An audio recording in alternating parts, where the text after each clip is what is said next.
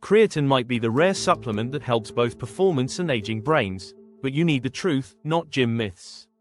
Because if you search creatine online for 5 minutes, you'll find 2 camps. It's the best supplement ever, and it ruins your kidneys, makes you bald, and turns you into a water balloon. Today, we're cutting through all of that. By the end of this video, you'll know who benefits most, the best dose, whether timing matters, what the evidence says about cognition, and how to run a clean 30-day creatine trial without getting tricked by myths or marketing. First, the big reframe. Creatine is not just a muscle supplement. It's a cellular energy buffer. Your body uses creatine and phosphocreatine like a rapid recharge system to help regenerate ATP, the immediate energy currency your cells use, especially during short, high-intensity efforts and other situations where energy demand spikes fast. That matters for muscle, but it also matters for the brain, which is one of the most energy-hungry organs you own. That's why creatine keeps showing up in 2 worlds that normally don't talk to each other: gym performance and cognitive resilience. One side wants more reps. The other side wants fewer "why did I walk into this room?" moments. Now, let's handle the most important practical question first. Which type of creatine should you buy? The short answer is creatine monohydrate. Boring, cheap, proven, and still the default. Creatine monohydrate is the most studied form by a mile, and newer versions often sound better in ads than they perform in real life. A newer head-to-head trial comparing creatine HCl and monohydrate during resistance training did not show a meaningful superiority advantage for HCl in the outcomes people actually care about. So if your options are plain creatine monohydrate and quantum hyperabsorbed nano dragon creatine, pick the one that sounds less like an energy drink from a gas station. Your wallet and your results will usually agree. Small expert detail that matters more than people think. Creatine is stable as a dry powder, but it can degrade over time in solution, especially depending on pH and temperature. Translation: mix it and drink it. Don't make a giant acidic jug and let it sit for days like a science fair project. Now let's talk about the thing that causes people to quit too early. I took creatine and didn't feel anything. This is where the responder versus non-responder conversation matters. Creatine works by raising tissue creatine and phosphocreatine stores. If your baseline stores are already relatively high, your ceiling for noticeable improvement may be smaller. That's one reason vegetarians and vegans often respond well. The ISSN position stand notes they tend to have lower intramuscular creatine stores to begin with, so supplementation can create a bigger change. On the other hand, if you already eat a lot of creatine-rich foods and you mostly do steady-state cardio, you may not feel much even if creatine is still doing something subtle. Also, creatine is not caffeine. It won't feel like flipping on a switch. Most people notice creatine as capacity, not stimulation. An extra representative, a better last set, less drop-off on repeated efforts, slightly better training quality across the week. And over time, that matters a lot, because better training quality compounds. One good session won't change your body, but 100 slightly better sessions absolutely will. That's exactly why creatine's strongest evidence is still in the training adaptation bucket.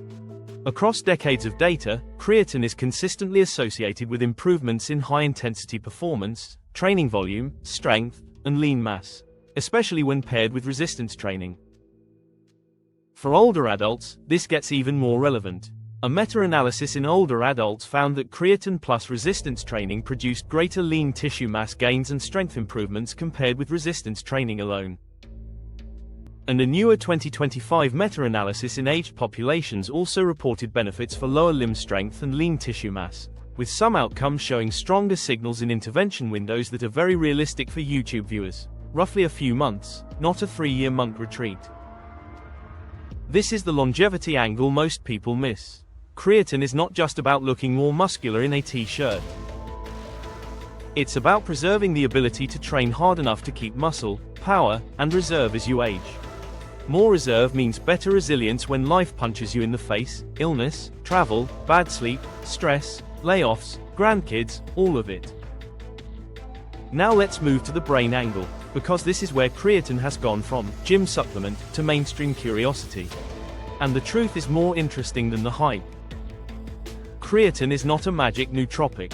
It is not going to turn everyone into a chess grandmaster with perfect recall and a sudden interest in philosophy podcasts. But the evidence does suggest a plausible role for cognition in specific contexts, especially when the brain is under stress, energy demand is high, or baseline stores may be lower. A 2026 systematic review in older adults describes the cognitive evidence as promising but inconsistent, with signals in some domains rather than guaranteed across-the-board improvement. That's the right way to talk about it. Promising, not magical. Useful, not limitless. One of the most interesting pieces of evidence is in sleep deprivation and mental fatigue.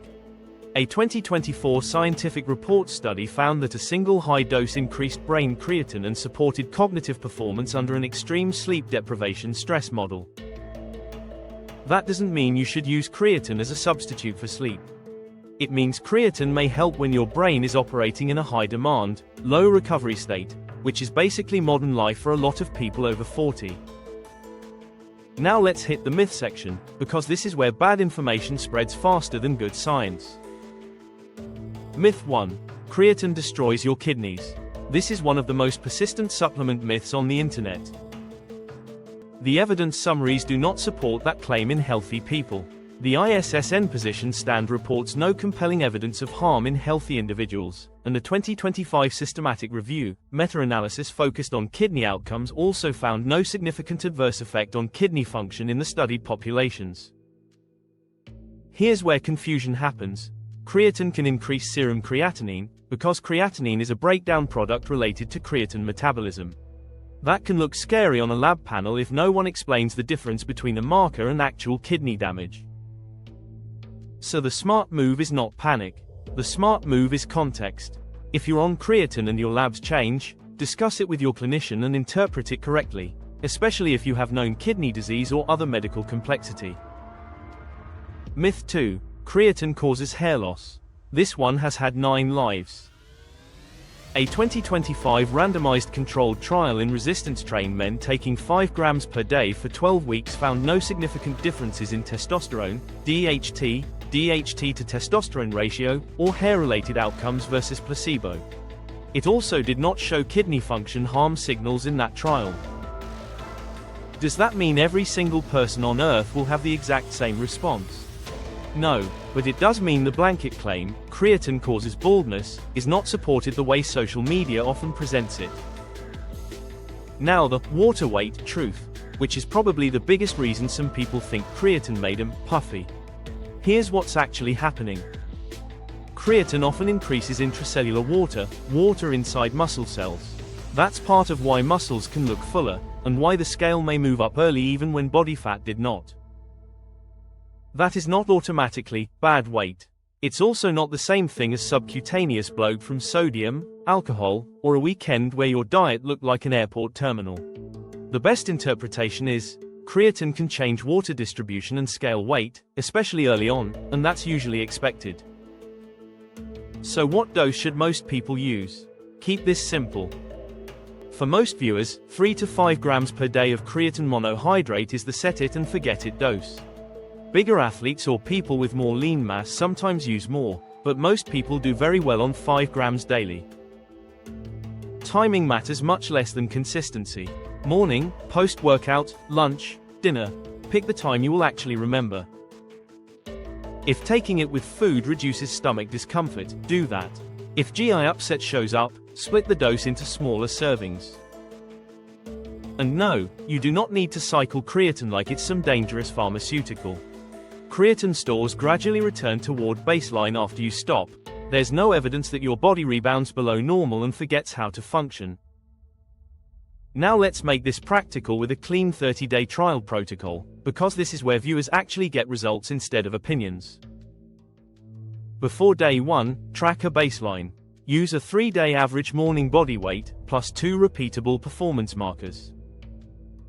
For example, track 1 strength marker, like a best set of 5 or 8 on a lift, and 1 capacity marker, like a row time, bike interval repeatability, or kettlebell swing test. If you want, add a simple reaction time or focus task just to see whether you notice anything on the cognitive side. Then for 30 days, take 3 to 5 grams of creatine monohydrate daily, keep your protein and training relatively consistent, and don't change 12 other variables at once. This is a supplement trial, not a full identity transformation.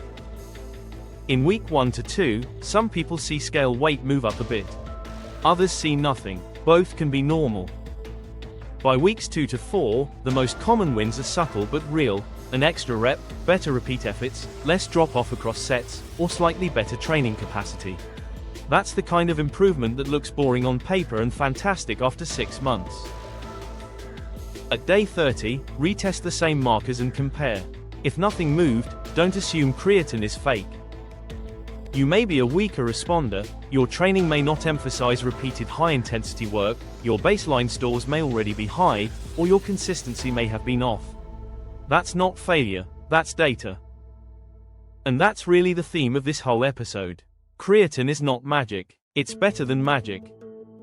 Magic makes promises. Creatine makes trade-offs. It's cheap, boring, well-studied, and useful in the right context. Especially if you lift, sprint, train hard, want to preserve muscle as you age, or you're curious about the brain energy angle without expecting superhero results.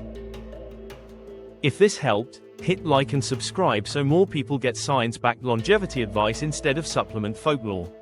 And check the description for creatine-related tools, training gear, and our Longevity Compass Amazon KDP book. Creatine won't replace sleep, protein, training, or recovery.